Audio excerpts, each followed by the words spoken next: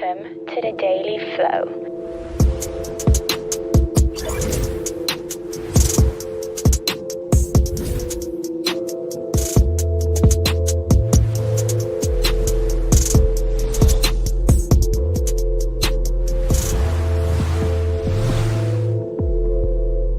Please welcome your host, John Coleman.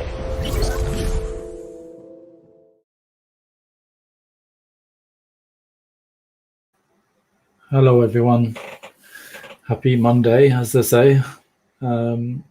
Today we're going to talk about how UX, user experience research, or discovery work, how that's represented on a Kanban board. On a Kanban board, as a lot of you probably know, work items on the board, as in the cards on the board, typically move from the left-hand side of the board to the right-hand side of the board. And you don't really have a work item going backwards on a board. There's a couple of reasons why you might have work items going backwards on a board, which I won't go into today. But it's generally not good practice for work items to move backwards on the board. So what happens then when you've got work like UX, which really is never finished? UX is never finished, really. Do you have cards ping-ponging all over the place, all across the Kanban board? I don't know. So let's talk about that today and see if we can look at some options. I think the first thing I'd like to make you aware of is the truth curve by Giff, Constable. And this is published, I believe, in 2013. I think you go to giffconstable.com, you just search Giff's name, and you'll see the truth curve. And it's got two axes. So just imagine you've got a horizontal axis where you've got the level of effort to do something, the level of experiments, the level of effort into doing an experiment or even to building the whole thing. And then imagine a vertical axis where it's the believability of the information, the level of evidence that we are acquiring. If you don't talk to a customer, then really the believability of the information isn't up to much, as it's you're kind of in fantasy land as well if you're not really making the effort to just talk to a customer. So the assumption is that the more we go through our work, the more effort we put in, we should really be trying to build up some evidence that we're on the right track. And so very roughly, you could have some kind of super linear line going through that graph that starts kind of around the 45-degree point, but not quite, and then kind of builds up steadily, and then builds super linearly. So when you've built the whole thing, where you've done loads of effort, you should have lots of evidence that you're building the right thing. And to get that evidence, you probably should have been doing some lower cost experiments earlier on the truth curve to really discover whether you're on the right track. I often ask people, at the end of a Scrum with UX workshop, for example, I often ask people if they could just tell me the product development that they're working on at the moment, in terms of how much evidence have they built up, for that what they're doing is on the right track. And a lot of the time, I get people marking an X under the super linear line. In other words, they really gambled a lot of money that they were building the right thing. And as I say in Ireland, you need to get out the holy water, hoping that you're going to be, you actually did deliver the right thing, because we really don't know how valuable your piece of product development is until we actually get some feedback from customers and end users. And as Steve Blank says, no business plan survives the first interaction with the customer. So it's really important to do lots of discovery work early. So, for example, if we're building a game, I've no really experience of building computer games, but I would imagine that there's a lot of art work that needs to be done at the start, and building the scenes and the storyboards and all that. You could probably do some paper prototyping with people. They're not playing the game, but imagine you had a scene like this, and tell them that you need to shoot, metaphorically in the game, shoot this person or whatever. What would they do? What were they looking for? And so you see how people are reacting. You could start off with very low cost experiments and then build something a bit more high fidelity, even in PowerPoint, for example. It just looks like it's working, but it's not really not. And then slowly you're building up to something, maybe even Wizard of Oz. It looks like it's working, but it's not really. There's a lot of manual stuff going on in the background. And eventually, when you've got built up enough data, you kind of build the whole thing. Now, I'm not saying that you need to use UX every single time. There's some things where you just got loads of evidence, and you should just build it, and that's it, because there's loads of value. If there's loads of value, of course, you should build it. But when it's a bit risky that the value is there, that's really where user experience research really, really helps. What I'm not talking about today is UX people just providing UI widgets, as in user experience widgets, assets, graphic assets, and so on. I'm not talking about that, because UX goes way beyond that. And I guess I'm talking as well about a situation where we really want to get good outcomes. So let's look at some potential Kanban board designs, shall we? And let's see what you think. Let's try to, in an audio way, try to figure out what they might look like. So imagine a situation where you had two separate Kanban boards, one for delivery and one for discovery. And the two boards, very, very simple, more or less like to do, doing, done, pretty much. Except the done for discovery might be, ready for delivery or something like that. And so you've got two separate boards, and everybody's kind of happy in a sense that they've got the work separated.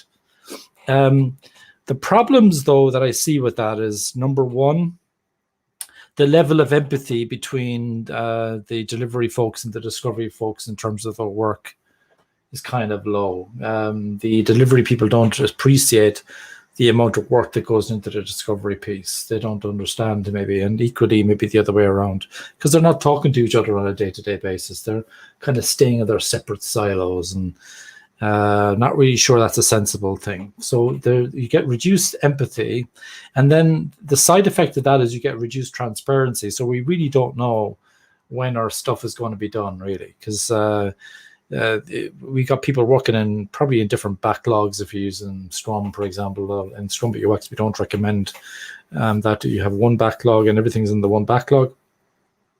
So reduced transparency, and also the level of delusion might go up as well.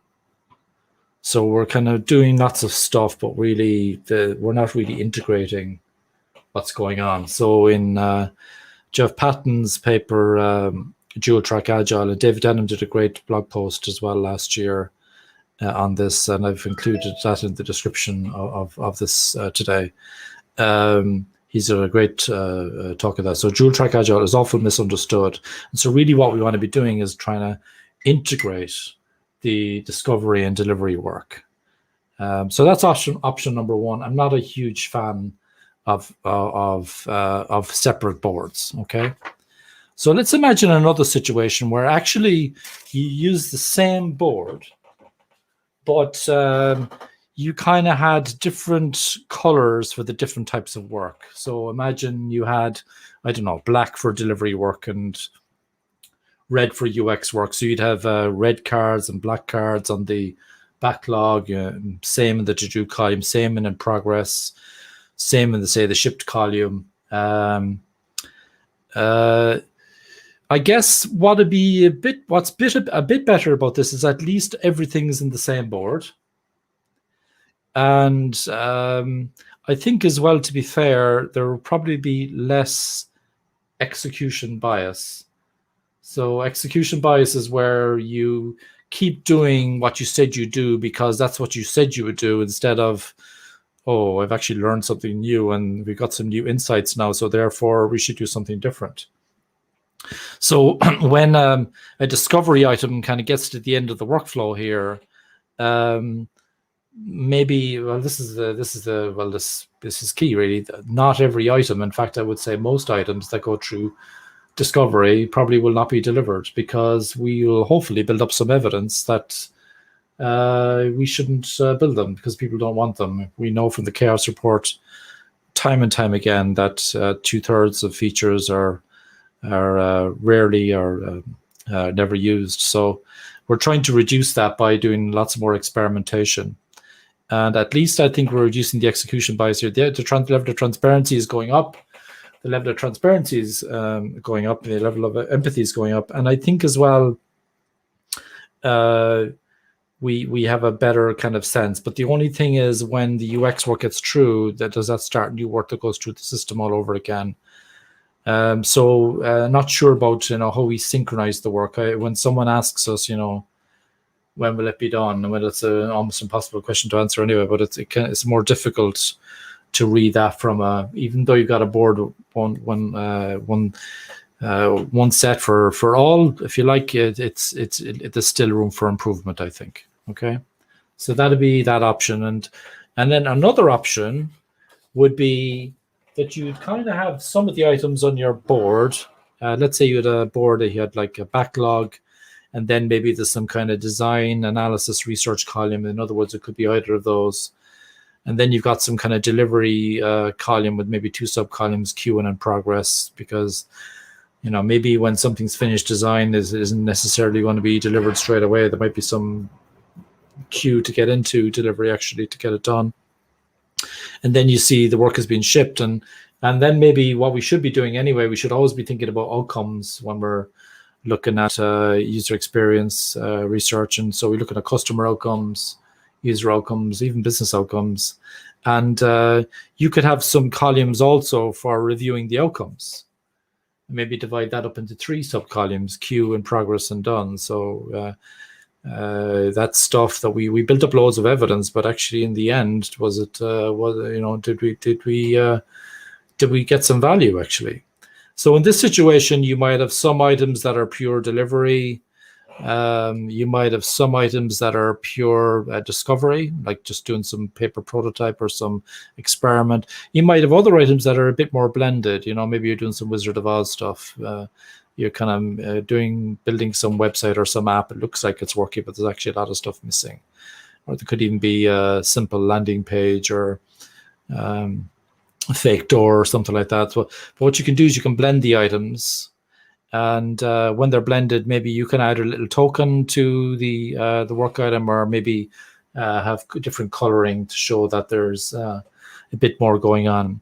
I think the advantage of this design would be you'd have more user focus, more customer focus, more transparency, more empathy as well in terms of each other's work, because we can see, I didn't know you had to do all those ethnographic studies, and I didn't know you had to meet so many customers, and I didn't know you had to do that many interviews, and developers maybe actually attending, maybe just witnessing some customer interviews, so they their level of empathy for the customer increases. I think the downside of this approach, though, would be the work item size would tend to get bigger. And I think also to have blended items like this, it does require more goal orientation within the team.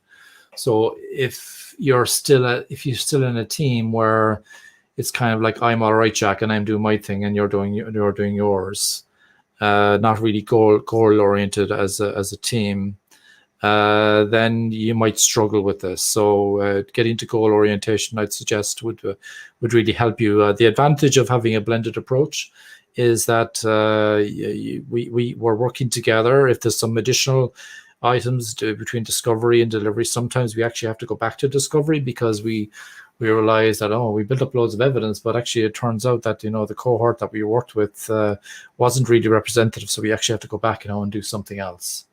So that could be tricky. So yeah, it's a bit better, but it does require a level of maturity, I would say, in the team in terms of how good you are doing that. And also, if the items are going to take longer, are you going to, if you're using Scrum, for example, you need to make sure you're getting those items finished within a sprint. At least I hope you are within a sprint. I think a design that I would prefer but I'm not saying it's perfect by any means, is we just have a very simple board to do, doing, done. You backlog before it, and the backlog would include experiments, for example, and customer interviews and all that stuff. So all those items could be in there. And the items would essentially be blended. So you would need a fair level of cooperation and goal orientation in the team. But in this case, just imagine that the doing column was broken up into, say, some swim lanes, or you could even use colors if you wanted to. But I think swim lanes would be a bit easier.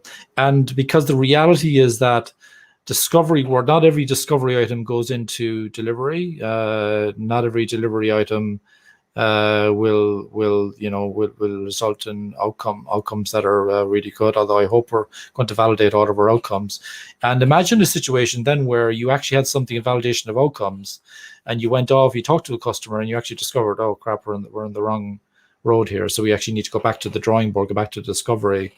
Or imagine a situation where you're in delivery and you realize also that you're on the wrong track. You could even have a situation where you're in delivery and you realize that you're there. But more often than not, I think you want to be validating your outcomes. I think this would be a bit more sincere. I think UX is never done really. And what I like about this is you just move the cards around the board, and it means the cards aren't moving backwards. You don't have any backflows. They're basically moving up and down within a column and just reflecting the reality that UX is never done really. Downsides here, the cards could get quite big. But I think some advantages and appreciation that UX is never finished. More transparency, more empathy, more customer focus, and more user focus. And of course, you could also color code these by theme as well. So if there was, I don't know, John Cutler talks about one-pagers. So if you have different one-pagers here, and you could even do a swim lane for those, but it makes this design more complicated. I think I prefer to use maybe color coding by epic theme, initiative, whatever it is you're trying to achieve. And the interesting though with this design though is the last column, the done column, isn't quite a done column. It's really more a learning done column, and I'm not even sure if that's right, because is learning ever done? But we've drawn the line in the sand. We've said in terms of bang for buck, we think actually this is as much money we're going to invest right now in this, and we think we're getting enough value from this, and therefore the items move into a learning done column. I'd love to hear your comments on this and any questions, but that's really what I wanted to talk to you about today. I hope you found that helpful.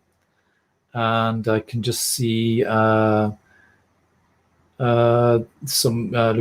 Philippe Carnegan, thank you very much for recommending this to somebody else to follow up on a conversation. But if anybody wants to write to me offline, they can, by all means. They can just follow me on LinkedIn and just message me there, or on Twitter, or on YouTube, wherever you find me, and just give me your comments on this. The key thing really is that UX is never done, and I don't know, just having columns that go UX, dev, test, and doesn't really work for me. Because what if you find something in test that needs to go back into UX, So you could even divide up these swim lanes up even more then, but it's getting a bit messy then when you divide it up even more. We really want to give the sense that we're collaborating as a team. And that's another key message as well. Whether you use Scrum with Kanban, or whether you use Scrum with UX or Kanban with UX, I think the approach is still the same. We still want one team. We don't really want the UXers on their own separate team in a center of excellence, which I call a center of arrogance. And I don't mean to be isolating UX people. There's lots of centers of excellence in the world, including agile ones. But I don't like them just being, because what happens is if you're in that center of excellence, there's a lack of appreciation in the teams that you're serving for all the work that you do. They don't value the work you do. And a lot of the time they think the UXers are just producing widgets, which is completely missing the point actually of what UX is all about. And also I think we want the developers to build up an appreciation as well for for testing ideas with customers. Testing doesn't just mean does the code work, but is there value here? Is this worth building? And it's a comment from Eric Rees is, what is quality if you don't know who the customer is? What's the point in having perfect A to Z test scripts and all this kind of stuff if actually we don't even know if customers even want this? So if the value is risky, if you're not really sure the value is there, UX really helps you to kind of have like a heat-seeking missile to find where the value is. And so anyway, they're just my ideas. There's some great blog posts as well by David Denham and John Cutler, if you want to check them out. Lots of people have written about Kanban boards for UX, but I hope you found this to be useful. Thank you, Annette, for your comment, and thank you, Catherine, as well. And Mike has a comment here. Personally, I don't see a problem moving things back for the right reason. I do, Mike, because I want to deal with it on a different show, though, if you don't mind, because we've blown our time box for today. But just very briefly, was the cycle time the first time it went through or the 10th time it went through? The metrics they just get completely screwed up. And also we kind of lose visibility as well. We're losing signaling. So if your reality is that work does move back, one little trick would be to have a kind of review and amend column so that it's a review and amend, so we know it's been amended still. If you just move it back, we don't know. There are other ways of signaling that, of course, by particularly in physical boards, by adding dots and stuff like that, how many times it came through, but it's generally not good practice, Mike. I'd be against it, quite honestly. Only two reasons that I support for a card moving backwards. One of them is it shouldn't have moved into this column in the first place. It didn't meet the exit criteria of the previous column. So in Kanban boards, you're supposed to have exit criteria for the column. And the second reason is you should never have started this in the first place. We must have been smoking a very good marijuana on the day that we started that, because we shouldn't have started it. Okay, hope you got a giggle out of that, Mike. And the done column, except for the done column. Okay, fair enough. All right, so I don't see any other comments for today. I'll just give it another 30 seconds or so.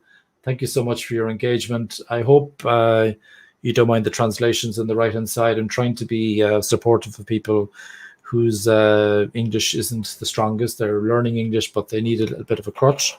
So I hope the people who have got very good English don't mind. If you've got very good English, you probably would find these translations actually distracting. But it's an experiment. Let's see how it goes over the coming week. Okay, I don't see any other comments. I want to wish you all a very good rest of your day. And thank you so much for joining. We'll have another show again tomorrow.